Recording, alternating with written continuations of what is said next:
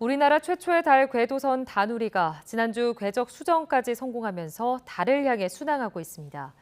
그런데 다누리 성공을 위해 지난 7년 동안 밤낮 없이 노력했던 연구원들이 5개월치의 연구 수당을 받지 못하고 있다고 합니다.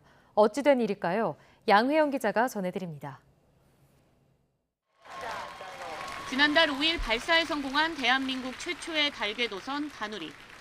지난 2일에는 전체 비행 과정에서 가장 중요한 2차 궤적 수정 기동도 성공했습니다. 2016년부터 7년여 동안 밤낮 없이 다누리 개발에 매달린 연구원들의 노력 덕분입니다. 그런데 다누리를 개발한 핵심 연구자들이 5개월분의 연구 수당, 약 1억 원을 부당하게 받지 못하고 있습니다. 항우연은 해당 기간인 2019년 상반기는 다누리의 설계 변경 논쟁이 진행됐던 기간이었던 만큼 연구 수당을 줄 수 없다는 입장입니다.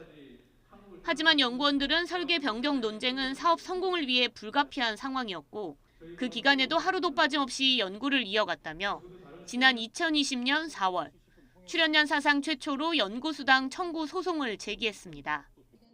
1년에 걸친 1심 재판 결과 대전지방법원은 연구 수당도 임금에 해당한다며 원고 전부 승소 판결이 났습니다.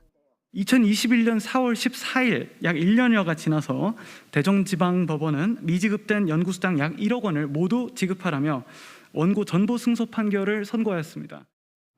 1심 판결 이후 연구원들 역시 사건 종결을 기대했지만 항우연으로부터 돌아온 답변은 항소였습니다. 항우연은 대형 로펌 태평양을 대리인으로 새로 선임해 2년 넘게 재판을 이어가고 있습니다. 3년 가까운 시간 동안 항우연 내부에서 책임지는 사람이 아무도 없는 것도 현실입니다.